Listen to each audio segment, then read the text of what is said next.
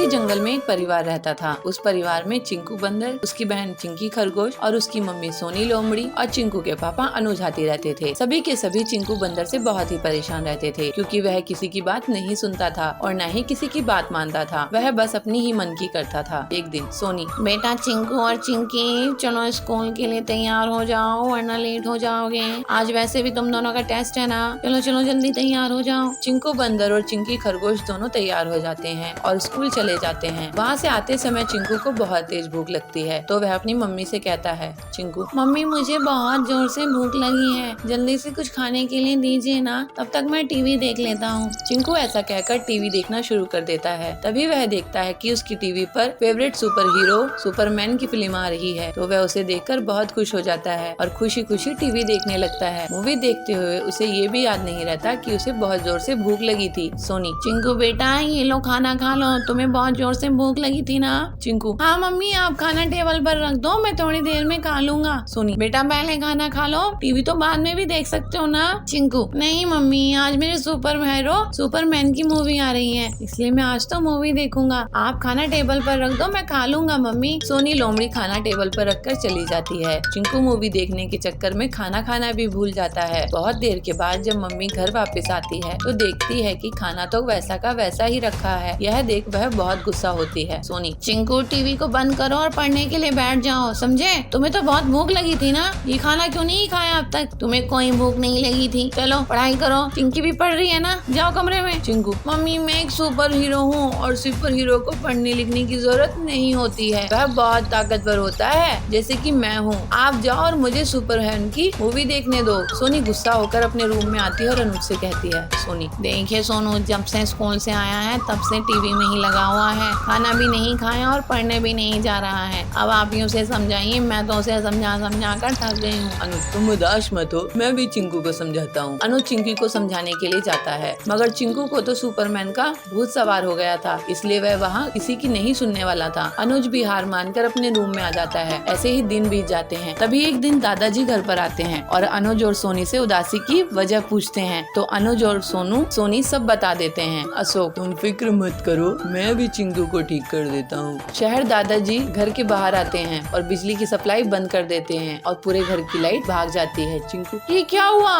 Light कैसे चली गई? अभी तो सुपरमैन बैटमैन को मारने ही वाला था। अशोक, अरे चिंकू रोते क्यों हो? लाइट भाग गई तो क्या हुआ, मैं तुम्हें सुपरमैन के जैसे एक गेम खिलवाता हूँ, तुम्हें उसमें बहुत मजा आएगा, मगर पहले जाओ चिंकी को बुला लाओ। चिंकू, ठीक है दादाजी, मैं अभी बुला कर लाता हूँ चिंकी को। चिंकी बंदर भागकर चिंकी खरगोश को बुला लाता है और शेर दादाजी कहते हैं, अशोक बच्चों, पहला खेल है दिमाग का। मैं तुमसे 2 सवाल पूछूंगा, जिसने भी ज्यादा सही जवाब दिए वो जीत जाएगा। तो चलो बच्चों बताओ कि ABCD में कितने अल्फाबेट्स होते हैं? दोनों थोड़ा सोचते हैं। चिंकू अपनी उंगलियों पर गिनना शुरू कर देता है, मगर तभी चिंकी कहती है, चिंकी, दादाजी 26 अल्फाबेट्स होते हैं। अशोक, बिल्कुल सही चिंकी। अब अगला सवाल, तो बताओ कि वो 5 वोवेल्स कौन से हैं? चिंकी, दादाजी AEIOU।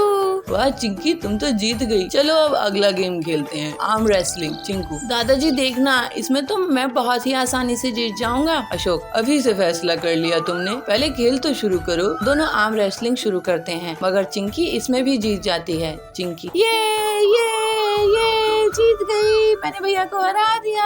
चिंकू, मैं चिंकी से कैसे हार सका हूँ, मैं तो एक सुपर हीरो हूँ। अशोक, चिंकू बेटा, सुपर हीरो कोई भी ऐसे ही नहीं बन जाता बिना कुछ खाए पिए, बिना कुछ पढ़े। तुम चिंकी से इसलिए हारे क्योंकि तुमने खाना भी नहीं खाया था और तुम पढ़ते भी नहीं हो। सुपरमैन अपने खाने का बहुत ध्यान रखता है, तभी तो वह इतना ताकतवर है और वह तुम्हारी तरह पढ़ाई से दूर भी नहीं भागता, बल्कि वह चिंकी की तरह पढ़ाई करता है, तभी तो वो इतना इंटेलिजेंट है और एक सुपर हीरो है। चिंकू, मैं समझ गया दादाजी, मुझे माफ कर दो, मैं आपसे कभी भी ऐसा नहीं करूँगा। उसके बाद से चिंकू बंदर मन लगाकर पढ़ता और खेलता। सभी अब बहुत खुश थे। सुंदर जंगल में शेरा का बहुत आतंक था। सभी जानवर उसके गुस्से से बहुत डरते थे। उसी जंगल में एक समझदार खरगोश रिंकू रहता था। रिंकू हमेशा अपनी चालाकी से बड़े बड़े जानवरों से अपनी जान बचा लेता था, लेकिन वो हमेशा दूसरे छोटे जानवरों की मदद करता था। इस वजह से सभी जानवर उसको बहुत पसंद करते थे। एक दिन रिंकू जंगल में टहल रहा था, तभी उसे छोटू और उसकी पत्नी दिखाई दी। दिए। छोटू भैया, छोटी भाभी, कहाँ घूम रहे हो? कुछ नहीं रिंकू, हम तो ताजी घास और फलों की तलाश में आए हैं। यहाँ की घास तो बहुत हरी भरी है। हम तो सोच रहे थे कि यहीं पास बस जाए। आप लोग क्या शेरा के बारे में नहीं सुने हो? ये उसी का इलाका है। अगर उसने आप दोनों को देख लिया तो आपकी खैर नहीं। शेरा तो बहुत ही क्रूर है। तभी वहाँ शेरा का दहाड़ने की आवाज आती है और सब डर जाते हैं। सुनिए जी, ये तो शेरा की दहाड़ है। अब क्या होगा? आप दोनों उस पेड़ के पीछे से भाग जाओ। और फिर दोनों पति पत्नी एक पेड़ के पीछे से भाग जाते हैं। रिंकू खरगोश, यहाँ पर 2 जानवर आए थे। मैं उनका शिकार करने आया हूँ। क्या तुमने उन्हें देखा है? जी शेरा जी, मैंने उन्हें उस रास्ते से जाते हुए देखा।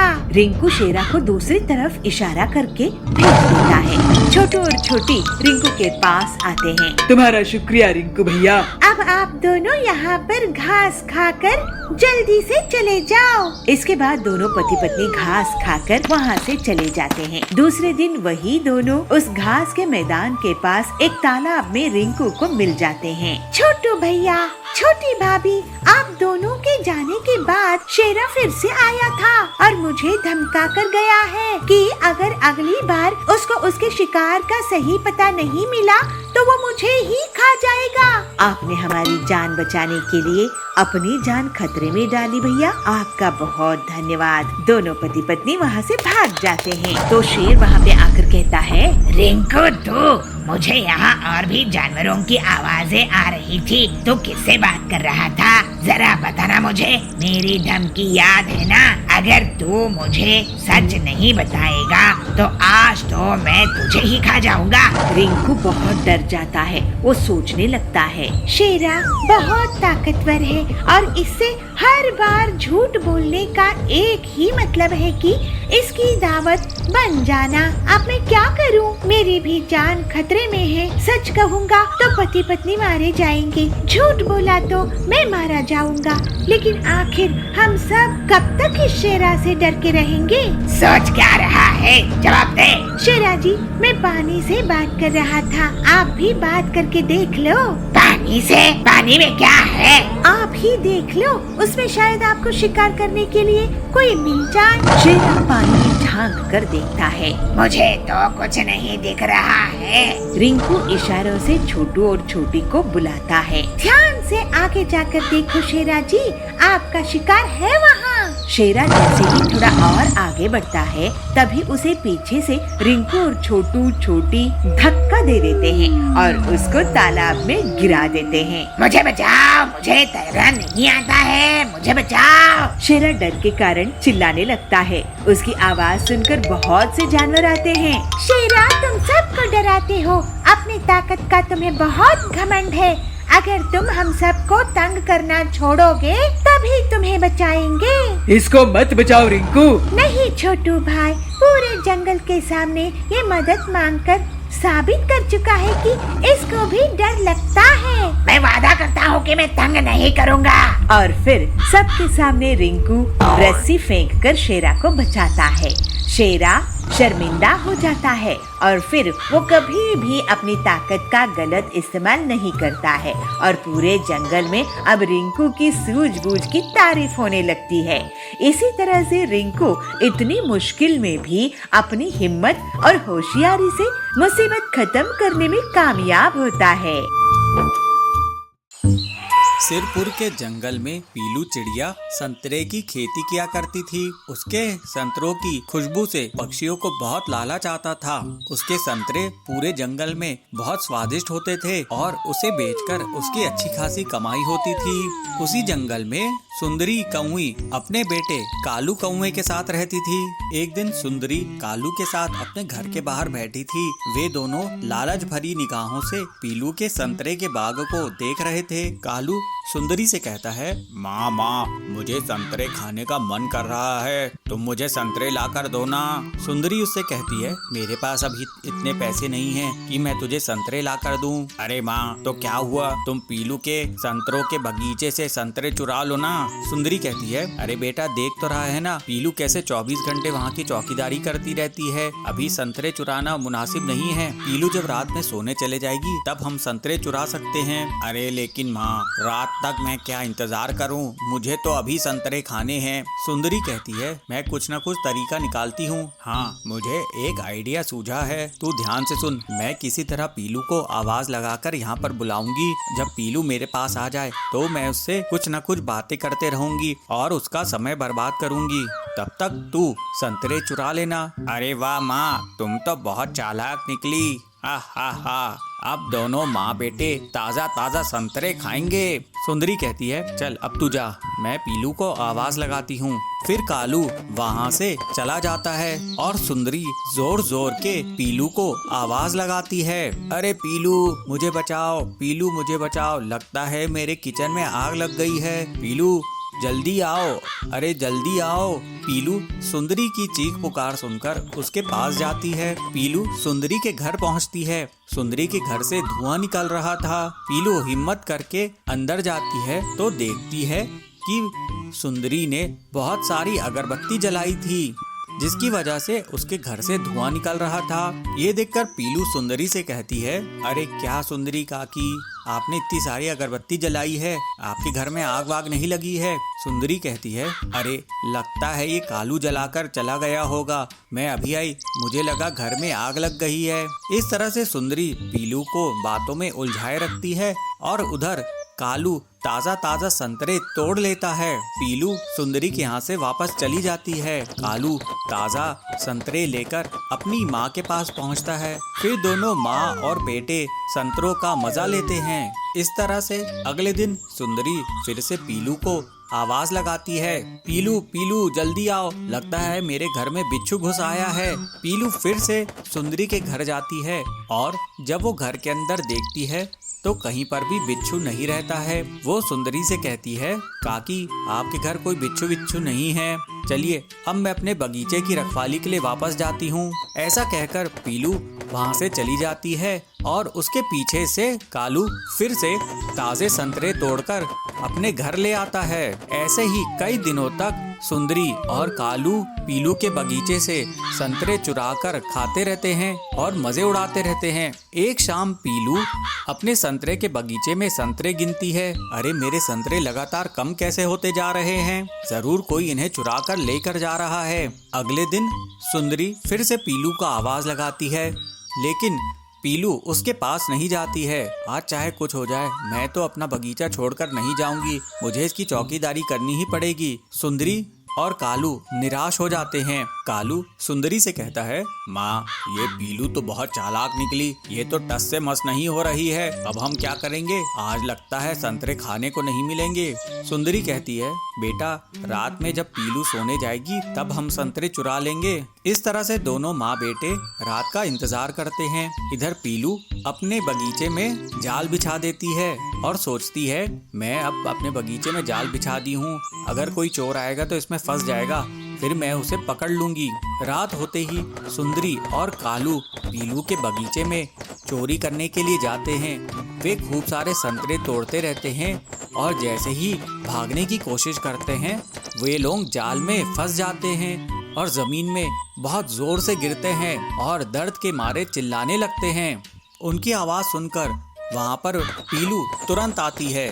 पीलू उन्हें डंडे से पीटने लगती है, चोर कहीं के, मेरे संतरे चुराते हो, मैं तुम्हें अब पुलिस के हवाले कर दूंगी। उसकी पिटाई से सुंदरी बोलती है, अरे पीलू हमें माफ कर दे, मैं सुंदरी हूँ तेरी पड़ोसन, ये कालू है मेरा बेटा। पीलू उन्हें देखकर चौंक जाती है।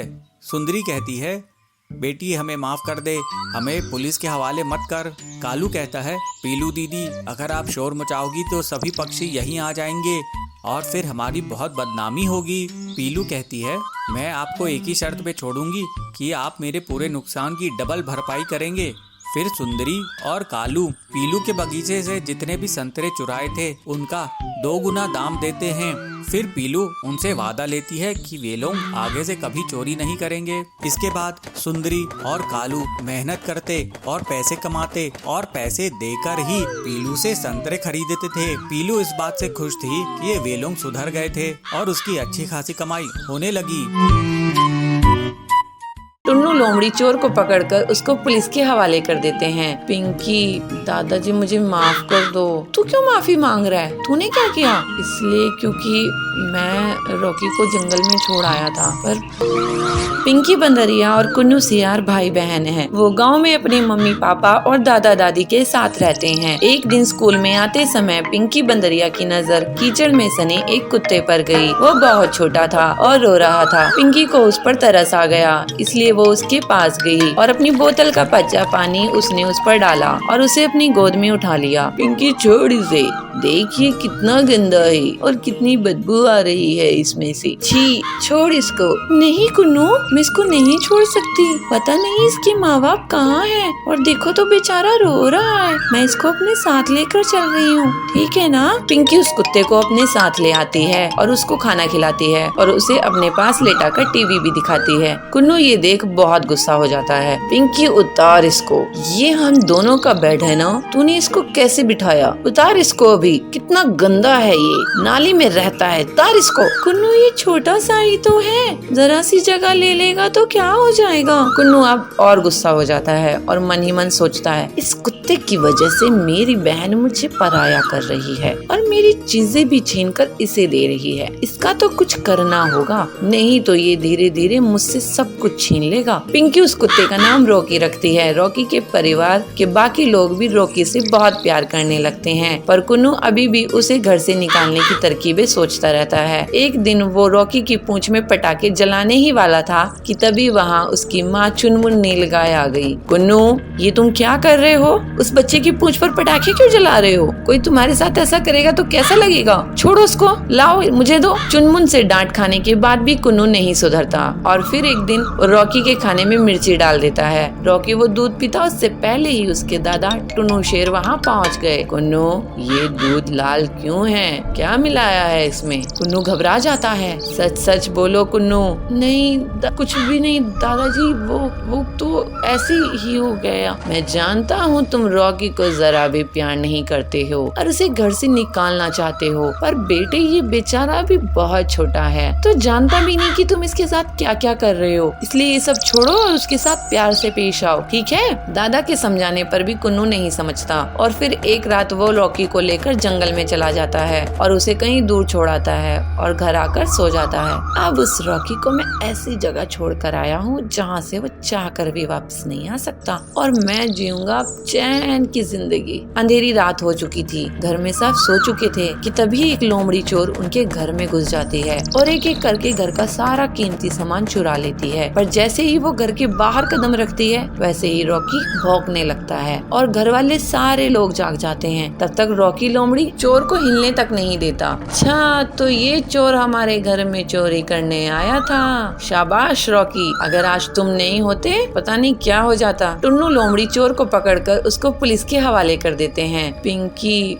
दादाजी मुझे माफ कर दो। तू क्यों माफी मांग रहा है? तूने क्या किया? इसलिए क्योंकि मैं रॉकी को जंगल में छोड़ आया था, पर पता नहीं ये वापस कैसे आया।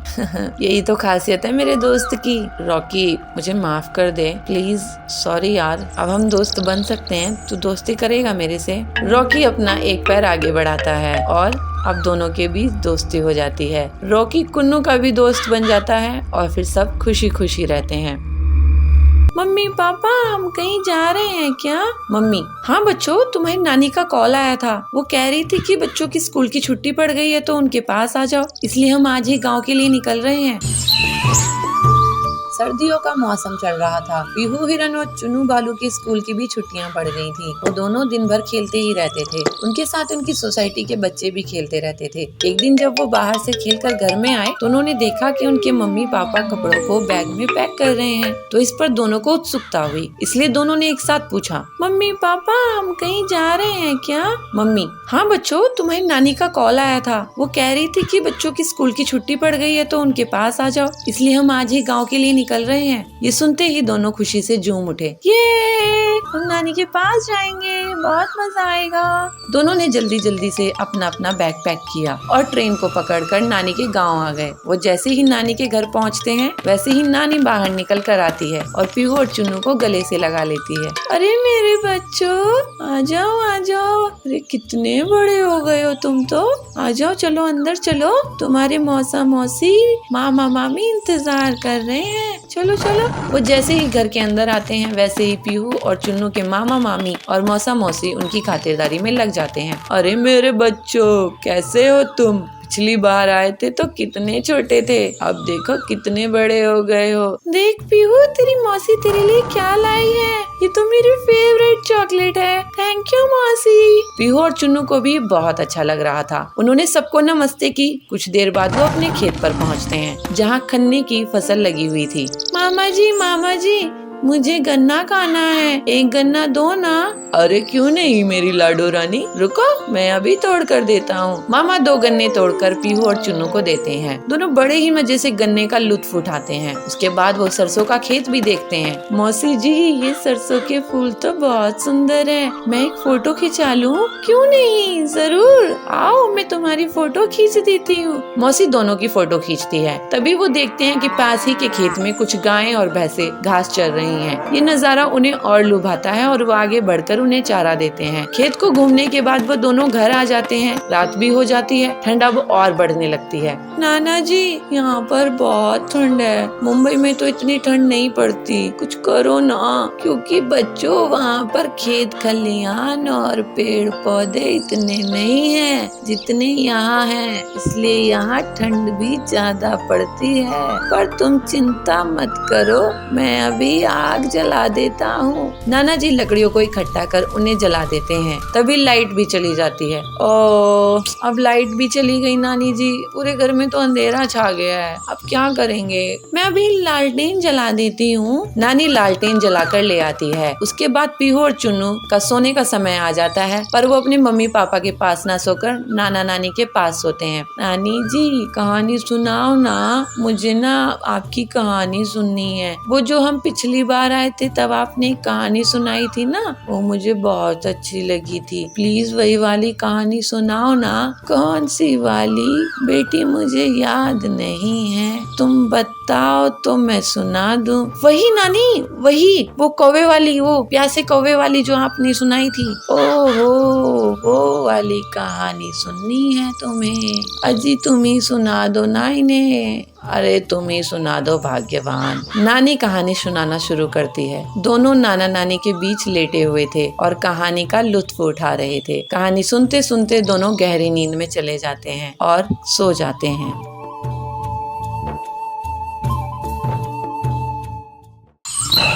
सुंदर जंगल में शेरा का बहुत आतंक था। सभी जानवर उसके गुस्से से बहुत डरते थे। उसी जंगल में एक समझदार खरगोश रिंकू रहता था। रिंकू हमेशा अपनी चालाकी से बड़े बड़े जानवरों से अपनी जान बचा लेता था, लेकिन वो हमेशा दूसरे छोटे जानवरों की मदद करता था। इस वजह से सभी जानवर उसको बहुत पसंद करते थे। एक दिन रिंकू जंगल में टहल रहा था, तभी उसे छोटू और उसकी पत्नी दिखाई दिए। छोटू भैया, छोटी भाभी, कहाँ घूम रहे हो? कुछ नहीं रिंकू, हम तो ताजी घास और फलों की तलाश में आए हैं। यहाँ की घास तो बहुत हरी भरी है, हम तो सोच रहे थे कि यहीं पास बस जाए। आप लोग क्या शेरा के बारे में नहीं सुने हो? ये उसी का इलाका है। अगर उसने आप दोनों को देख लिया तो आपकी खैर नहीं। शेरा तो बहुत ही क्रूर है। तभी वहाँ शेरा का दहाड़ने की आवाज आती है और सब डर जाते हैं। सुनिए जी, ये तो शेरा की दहाड़ है, अब क्या होगा? आप दोनों उस पेड़ के पीछे से भाग जाओ। और फिर दोनों पति पत्नी एक पेड़ के पीछे से भाग जाते हैं। रिंकू खरगोश, यहाँ पर 2 जानवर आए थे, मैं उनका शिकार करने आया हूँ, क्या तुमने उन्हें देखा है? जी शेरा जी, मैंने उन्हें उस रास्ते से जाते हुए देखा। रिंकू शेरा को दूसरी तरफ इशारा करके भेज देता है। छोटू और छोटी रिंकू के पास आते हैं। तुम्हारा शुक्रिया रिंकू भैया। अब आप दोनों यहाँ पर घास खाकर जल्दी से चले जाओ। इसके बाद दोनों पति पत्नी घास खाकर वहाँ से चले जाते हैं। ए गरीब चिड़िया, तू यहाँ से अपनी दुकान हटा। अब मैं भी गरीब लोगों के लिए पिज्जा बनाऊंगी। पिद्दी चिड़िया, तेरी ये हिम्मत, मैं फिर से तेरी दुकान तोड़ दूंगा। टॉली नगर के जंगल में कड़क सेठ पिज्जा की बड़ी सी दुकान चलाता था। उसी की दुकान के सामने पीलू सस्ता दाल चावल बेचा करती थी। ये बात कड़क को बिल्कुल पसंद नहीं थी। एक गरीब चिड़िया उसकी दुकान के सामने अपनी दुकान लगाए। एक दिन कड़क अपने आदमियों के साथ पीलू के पास जाता है। एक गरीब चिड़िया, तू यहाँ से अपनी दुकान हटा। तेरी गरीब दुकान के कारण मेरे इस शानदार पिज्जा शॉप का शो खराब हो रहा है। कड़क सेठ जी, आपका और मेरा क्या मुकाबला है? आपकी इतनी बड़ी दुकान है, अमीर लोग वहाँ आते हैं। मैं छोटी सी गरीब चिड़िया, मेरी दुकान में गरीब लोग ही आते हैं। और वैसे भी मेरी दुकान आपके पिज्जा शॉप से बहुत दूर है। मुझे ज्ञान देती है? फिर कड़क और उसके आदमी पीलू की दुकान को तोड़ फोड़ देते हैं। पीलू बहुत दुखी हो जाती है, वो रोने लगती है। हम गरीब लोगों की कोई नहीं सुनता, सिर्फ दाल चावल ही तो बेचा करती थी मैं। इसमें इस कड़क सेठ का क्या नुकसान हो रहा था? लेकिन घमंड के कारण उसने मुझ गरीब की दुकान ही तोड़ दी। पीलू रोते रोते सो जाती है। जब वो उठी है तो देखती है कि कड़क सेठ और उसके आदमी उसका मजाक उड़ा रहे हैं। ये देखकर वो बहुत गुस्से में आ जाती है। अब मैं भी गरीब लोगों के लिए पिज्जा बनाऊंगी, ऐसे ठान लेती है। ऐसा सोचकर पीलू अपनी टूटी हुई दुकान के सामान को फिर से इकट्ठा कर लेती है और तवे में पिज्जा बनाने लगती है। कुछ गरीब चिड़िया वहाँ आती है। अरे पीलू बहन, तुम भी पिज्जा बना रही हो? ये तो हम खा ही नहीं पाएंगे, बहुत महंगे होते हैं ना ये, अमीर लोगों का खाना है ये। नहीं बहन, मैं पिज्जा सस्ते दामों में ही दूंगी और इतनी टेस्टी कि अमीर भी इसको खाने आएंगे। फिर थोड़े ही दिनों में पीलू का पिज्जा बहुत फेमस हो गया और गरीब लोगों के साथ अमीर भी उसकी दुकान में आने लगे। एक दिन पीलू के घर के पास दबंग जाबाज पहुंचता है। पीलू, मैं तुम्हारी दुकान में नहीं आ पाया, लेकिन मुझे तुम्हारा पिज्जा खाना है। लेकिन अगर मुझे पिज्जा पसंद नहीं आया तो मैं तुम्हें पैसे नहीं दूंगा। मैं आपको अभी एक पिज्जा बना कर देती हूँ। जाबाज जी, आपको जरूर पसंद आएगा। जाबाज को पीलू के पिज्जा बहुत पसंद आते हैं और वो उसकी तारीफ करके उसको पैसे देकर चला जाता है। इसको देखकर कड़क गुस्से में आ जाता है और फिर से अपने गुंडों के साथ पीलू की दुकान तोड़ने जाता है। पिद्दी चिड़िया, तेरी ये हिम्मत, मैं फिर से तेरी दुकान तोड़ दूंगा। लेकिन तभी वहाँ पर जाबाज आ जाता है और अकेले ही कड़क और उसके गुंडों को पिटाई कर देता है। अरे भागो, जाबाज से तो कोई नहीं बच सकता। इसके बाद जाबाज के डर से कड़क जंगल छोड़कर भाग जाता है और पीलू अपनी मेहनत और लगन के कारण पिज्जा की बड़ी सी दुकान खोल लेती है। लेकिन फिर भी गरीब लोगों को वो सस्ते दामों में ही पिज्जा बेचा करती थी। इस तरह से पीलू हंसी खुशी रहने लगती है। अरे मुझे पागल समझ के रखी हो क्या पीलू चिड़िया? मैं तुम्हें सीक्रेट क्यों बताऊं? मैं अपना क्या नुकसान कर लूं? अभी चलो भागो यहाँ से। अरे ये कालू क्या कर रहा है? पक्षियों के अंडे क्यों चुरा रहा है?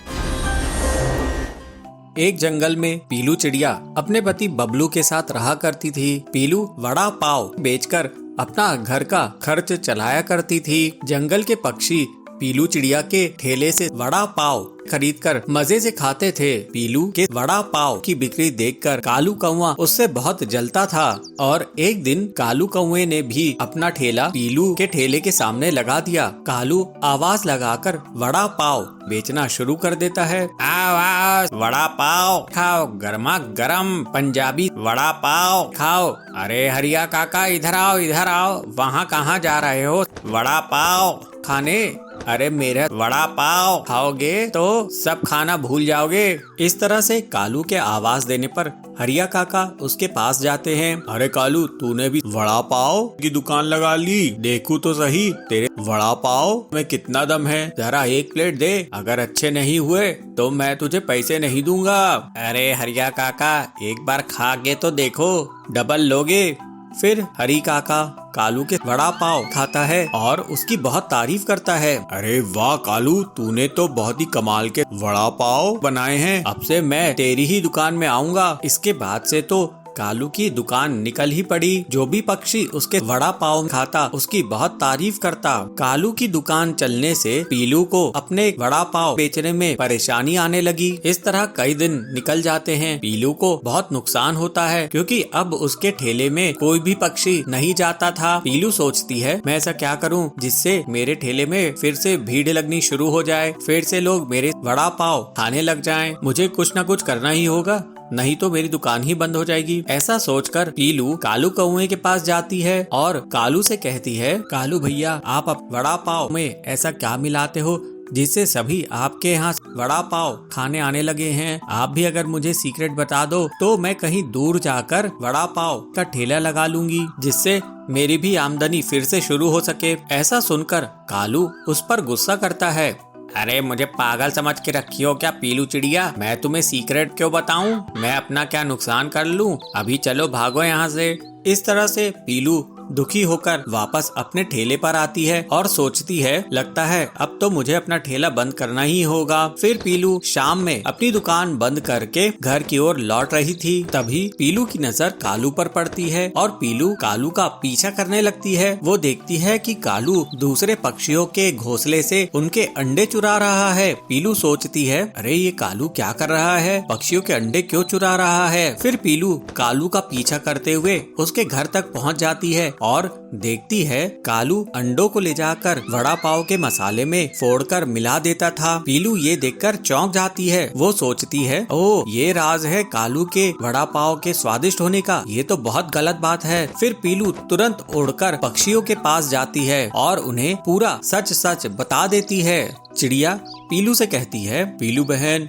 कल ही मेरे दोनों अंडे चोरी हो गए थे, मुझे लगा कि दुष्ट चीलू ने उन्हें चुरा कर ले गया है। दूसरी चिड़िया कहती है, हाँ बहन परसों मेरे भी अंडे मेरे घोंसले से गायब हो गए थे, मुझे लगा कि कोई नाग सांप लेके चला गया है।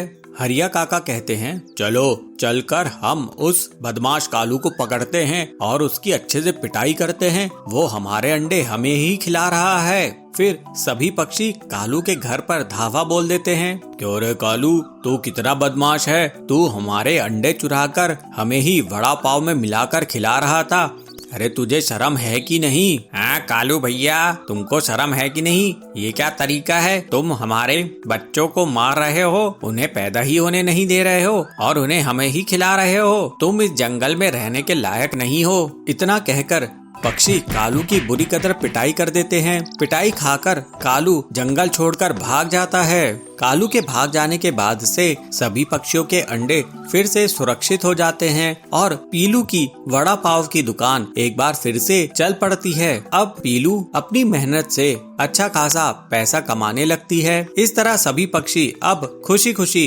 रहने लगते हैं।